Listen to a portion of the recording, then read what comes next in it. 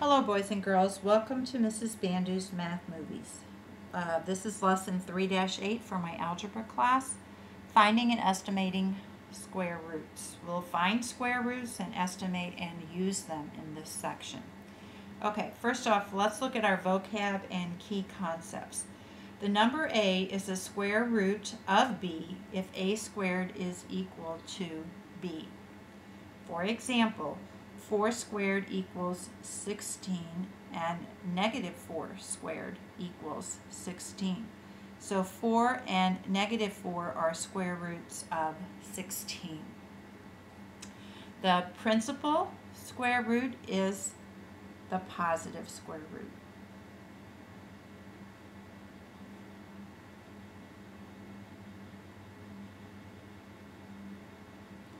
The negative of square root is, the negative square root of b is the opposite of the square root of b. Or you could also call that the opposite of a, depending how you want to look at that. Okay. The radicand is the expression.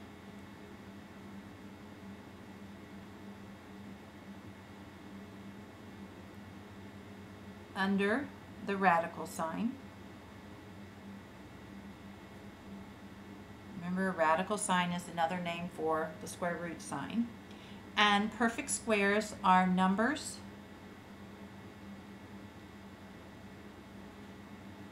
whose square roots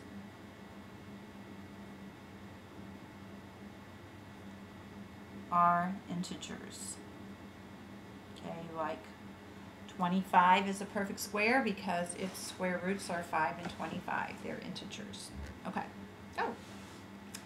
Now, simplify each expression. The square root of 25 equals 5, and it's this positive square root. Assume that if there is no sign, that we want the principal or positive square root. Here we have the positive or negative square root of 9/25. So that's going to be positive or negative 3/5. The square roots are 3 and 5. Square root of 9 is 3. Square root of 25 is 5. So the answer is the positive or negative, or positive and negative 3/5. Okay, in letter C, that's the negative square root or the opposite of the square root of 64, which is going to be negative 8. Here, the square root of negative 49 is undefined. For real numbers, the square root of a negative number is undefined. And the positive or negative square root of 0 is 0 because there is only one square root of 0. Okay. Example number 2 has us looking at rational and irrational square roots. So we have to go back to our definition of rational and irrational. Okay. Get that in your viewing screen. There you go. Okay, so if I take the positive or negative square root of 144, that's positive or negative 12, this would be a rational number. The square root of 1/5 is this decimal point 4472 and so on. This is irrational,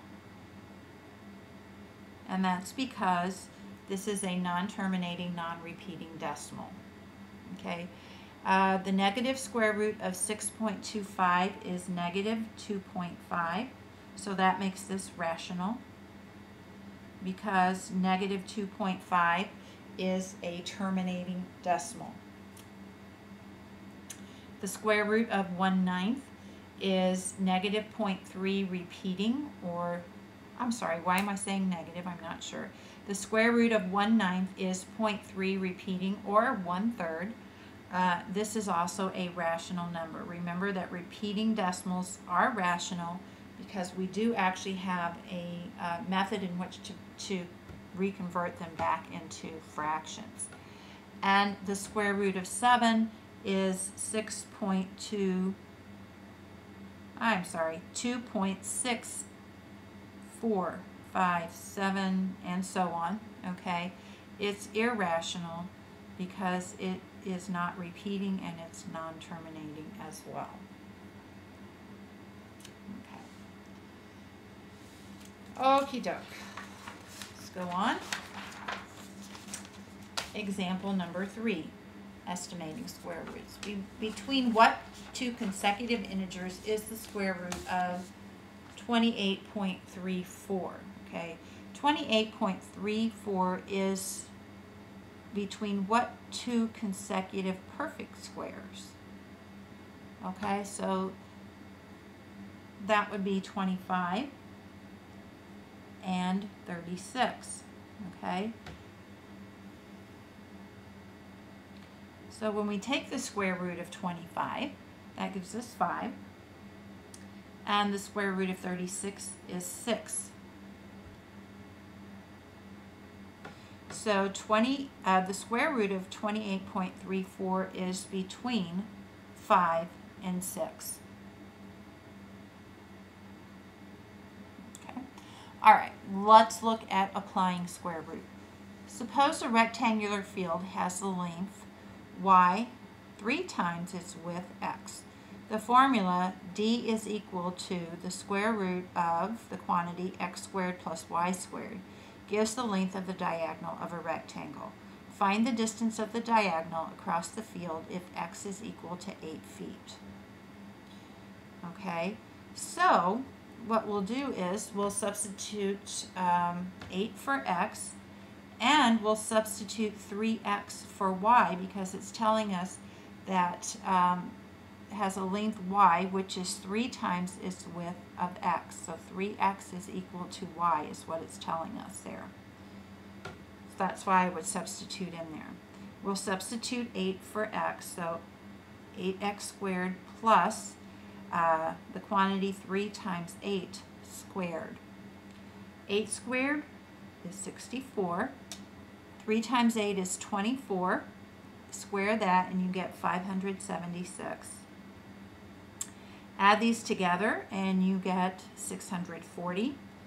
So this, I'm looking for the square root of 640, which is 25.3 to the nearest tenth.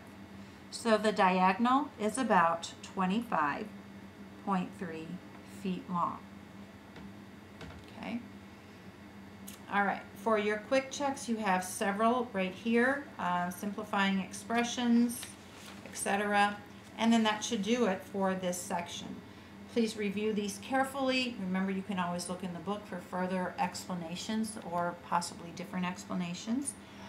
Bring in any questions you have, and I do look forward to seeing you. Thank you.